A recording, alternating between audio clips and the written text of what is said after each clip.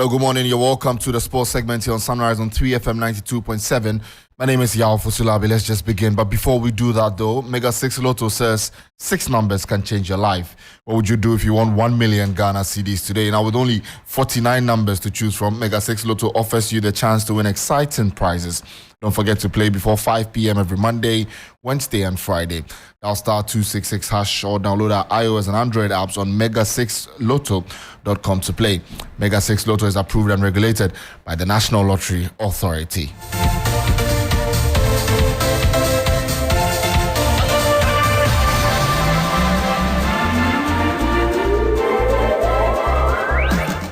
Well, let's get into our stories this morning and straight to the Ghana Football Association and the elections that are supposed to be held in the next few days, apparently. But because of a court injunction, it's not going to happen. But Abdul Salam Yakubu, the president of Division 1 side, New Edubiase, has hinted that George Afriyie, a presidential aspirant for the Ghana Football Association elections, may pursue legal action at the Court of Arbitration for Sports if his appeal against disqualification from the upcoming elections is not resolved favorably.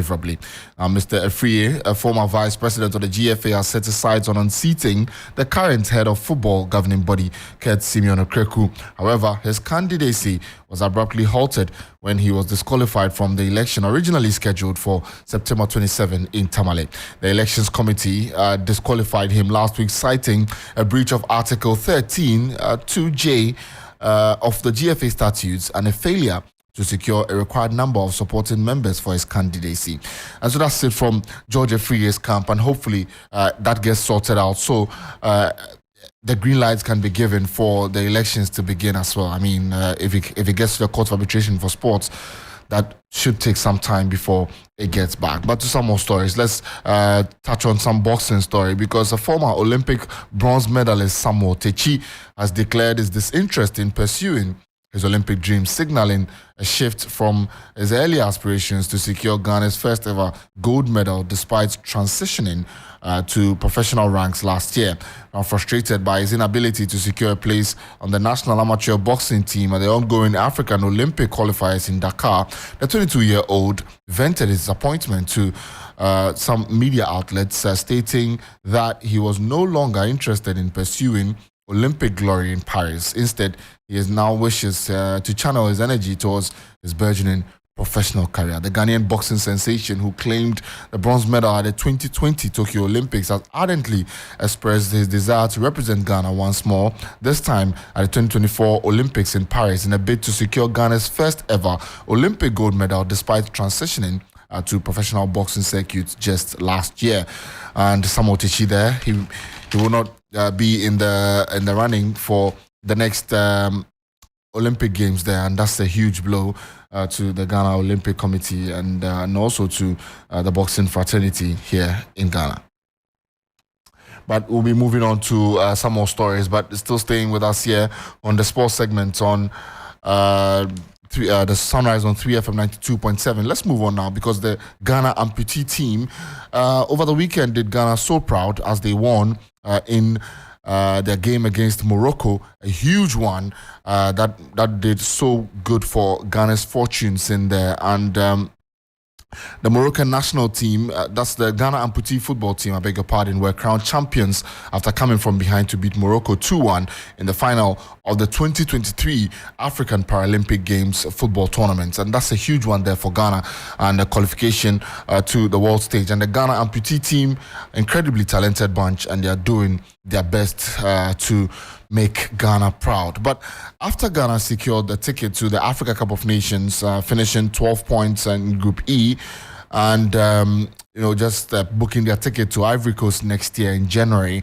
they take on Liberia in tomorrow's game. It's a friendly game at the Accra Sports Stadium, and that should also give us a sense of what we should expect in the coming days, particularly in that game against the USA in October, and then the AFCON proper in there. But left back Baba Rahman has asked that he's given an opportunity to return to his club because of an injury, and Gideon Mensah as well. And so the Midyama left back has been called into the fold to hold the fort in the absence of Baba Rahman and Gideon Mensah. And those two out of the game, and they will be with their clubs at the moment just to get ready for the upcoming season proper. Now, to some international stories, because Germany have dismissed Hansi Flick as head coach after they were thrashed 4-1 by Japan on a friendly on Saturday night.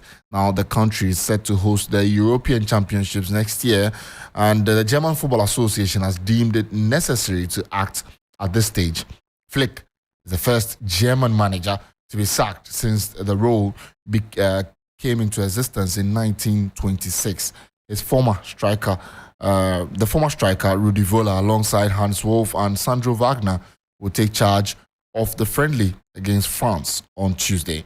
Flick had survived a disappointing World Cup where Germany were eliminated in the group stage, but things have not improved with the team failing to win any of the past 5 games. And for a country like Germany, that's unacceptable in there. Now to Brazil, where Neymar has overtaken Pelé to become Brazil's all-time men's top scorer, netting twice in the country's 5-1 win in a World Cup qualifying match against Bolivia in the Amazon city of Belém.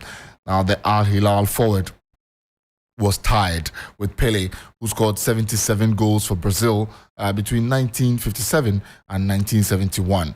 Neymar now has 79 goals in 125 international appearances, and Neymar said to the media that he never expected that he would beat Pelé's record. It's a long-standing one that Pelé has held since 1971, when he stopped playing football for Brazil in there. Let's move on now to some results that happened over the weekend there on the African continent and also across the world in there. Now, Nigeria, even though they've qualified for the Africa Cup of Nations, they still managed to beat Sao Tome by 6-0. An impressive performance there from the Nigerians, and putting them on song and in a good place as they head into the AFCON, trying to win another AFCON for the first time since 2013. But also, some of the big news that came through the weekend is that Coco Gauff, the 19-year-old, has just won the first US Open, and it was an incredible atmosphere there for her. She beat Ariana Sabalenka, the Australian, and the Ukrainian, I beg your pardon, and it gave her a really, really great time at the US Open there. The fans were ecstatic, and the courtside interview was equally good.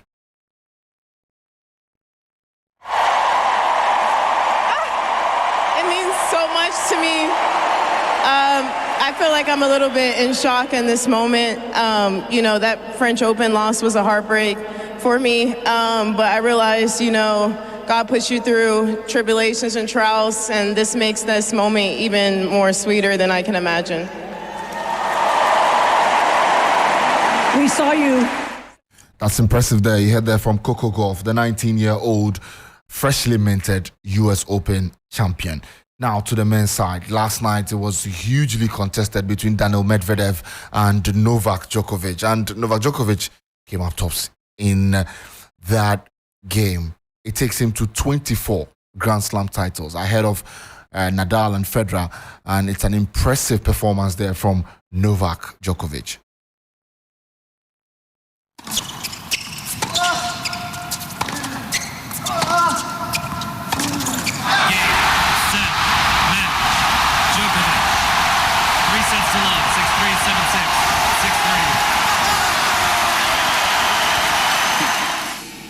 Well, I don't know where to start.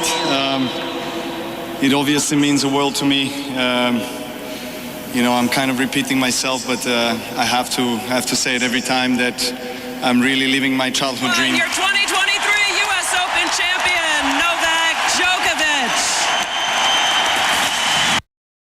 There's an impressive performance there from Novak Djokovic. Never seeks to understand how good he is and just how much of an incredible player he's become. Now Novak Djokovic sits on top of men's tennis as the only man to have the most Grand Slams. It's 24. But there are 24 titles in the Open era, 24 titles for Novak. Margaret Court has 24 titles to her name. And then Serena Williams has 22 titles. Serena Williams has 23 titles. Steffi Graf has 22 titles. Rafael Nadal has 22. And Roger Federer finished with 20 Grand Slam titles. And so those are the top 6 in the Open era to have won the most Grand Slam titles, and it's incredible to see how much talent is in there in the top 6 in the world. That's between men and women who have won the most individual titles there in the Grand Slam. My name is Yao Ofosulabin. That's how we wrap up the sports segment this morning here on Sunrise on 3FM 92.7. And Mega 6 Lotto says 6 numbers can change your life. With only 49 numbers to choose from, Mega 6 Lotto offers you the chance to win exciting prizes. Don't forget to play before 5 p.m. every Monday, Wednesday, and Friday. Now dial star 266 hash and download the iOS and the Android apps on mega6lotto.com to play. Mega 6 Lotto, it says, is regulated and approved by the National Lottery Authority. We'll see you again in subsequent bulletins. Stay with us on 3FM.